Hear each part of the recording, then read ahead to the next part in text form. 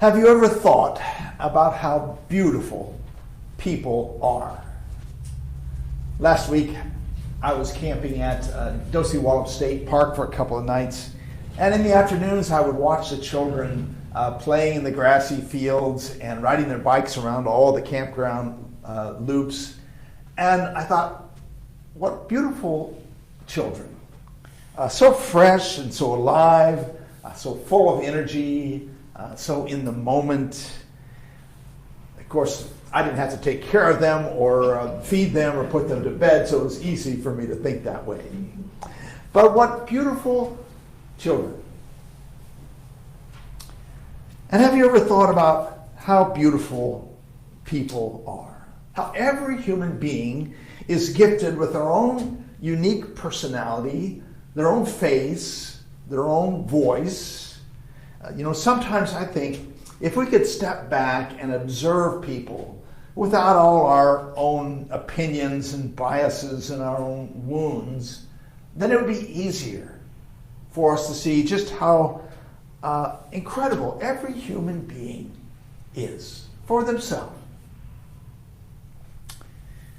The poet Walt Whitman felt this way. In his very famous poem, Leaves of Grass, he pours out his love for the people he sees. He describes so many different types of people. He describes the powerful arms of the blacksmith and the delicate face of the bride at her wedding, and the curly beard of the frontiersman. So he sees the best and the most noble in all people, and he loves them for it. He says, to be surrounded by beautiful, curious, breathing, laughing flesh is enough. To pass among them or touch any one, or rest my arm ever so lightly round his or her neck for a moment, what is this then?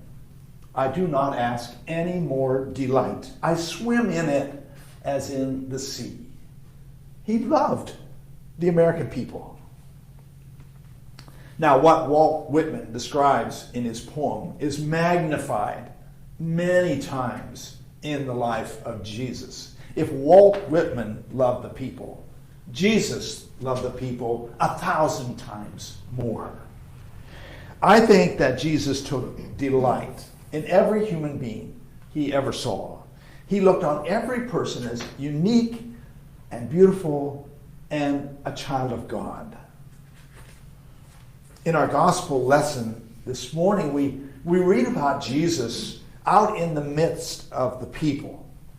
He gets in the boat with the disciples, and as they're going, people see that that the boat is going down the beach, and so all the people hurry on down the beach to meet them when they land, and they're already there when the boat gets there.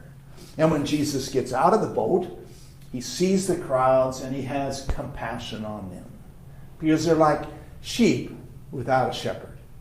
And he begins to teach them. And wherever he goes, in towns or villages or farms, the people recognize him and bring all the sick to him so he can heal them. They just want to touch the hem of his robe so that they can be healed. And Jesus does this healing because he sees the value in every person they bring to him. He sees every person as a child of God. Jesus doesn't teach from a pulpit. He doesn't write letters to people far away. He doesn't put things down in a book, but he goes to the people and he's right there with them. He gets right in the middle of the crowd and he looks each person in the face. He looks in people's eyes. He smells their bodies. He touches their skin. He's personal. So when you read about Jesus and you learn about his compassion for every person, how can you not love Jesus?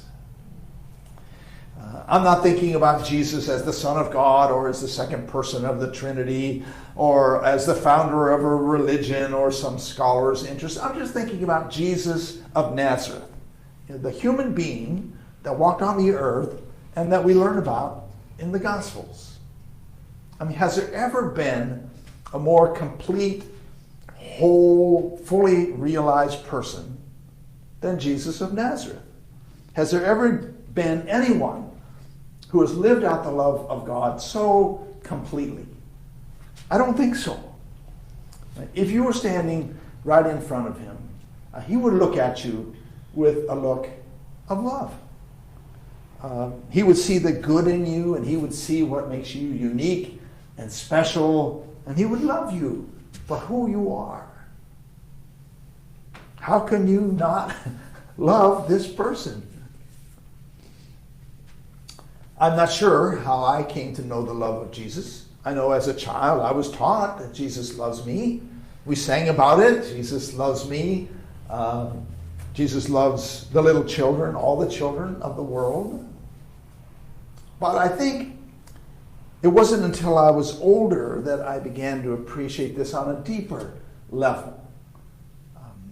I think I needed to learn how to love others and to appreciate others and to accept others. I needed to have a family and learn how to give of myself and to sacrifice and to serve. It's like love is a key that unlocks a door, and then it unlocks another door, and then another door.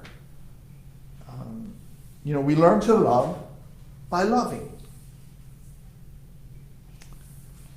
Once when I was young, I was in the hospital because I had hurt my back, and I was worried that I was going to be an invalid for life, even though it really wasn't that bad. But a nurse came and she took care of me, and she reassured me that I was going to be all right. And I thought of that nurse as like an angel of God because she was so kind. And I learned a lot from her about love. The Gospels, like our Gospel today, describe Jesus in and among the people. When he goes to a deserted place with the disciples, the people rush there to meet him. When he gets in the boat, the crowds rush to wherever he's going. And wherever he goes in towns and villages, people bring their sick there to be healed by him. He asks what they need. He listens to them. He touches them. So Jesus shows us what love looks like. How could anyone not love this person, Jesus of Nazareth? We've made a religion out of Jesus, and we've divided ourselves in all these denominations and sects and churches, and we've argued about who's in and who's out and what right belief is and what right politics are. But I wonder sometimes if we've forgotten about Jesus of Nazareth, the man of love. If Walt Whitman could look around him and see beauty in every person, how much more does Jesus see us and see the beauty in us? That's why it's recorded so many times in the Gospels. Jesus listened to the hurts of the people. He said, "Blessed are the poor in spirit. Blessed are the meek. Blessed are those who are grieving." He understood people. He identified with them. He related to them. He resonated with them. He knew their hearts, and he loved them for who they were. How can anyone not love this person? And if you love Jesus, how can you help but love the whole world, all other people? The love of Jesus is always expanding and growing more and more. That's how love works. To love Jesus means to love everything. That's what I think. I think it's captured in these words by Walt Whitman. He writes, "This is what you shall do.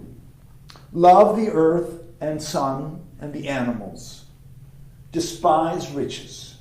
Give alms to everyone that asks. Stand up for the stupid and crazy. Devote your income and labor to others. Hate tyrants. Argue not concerning God. Have patience and indulgence toward the people. Take off your hat to nothing known or unknown, or to any man or number of men. Go freely with powerful, uneducated persons, and with the young, and with the mothers of families. Read these leaves in the open air every season of every year of your life. Re-examine all that you have been taught at school or church or in any book.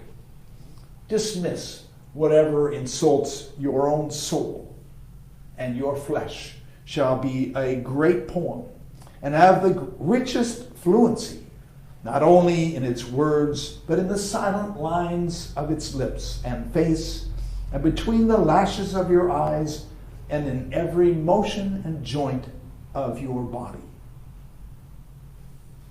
That, to me, describes Jesus. How can anyone not love this person?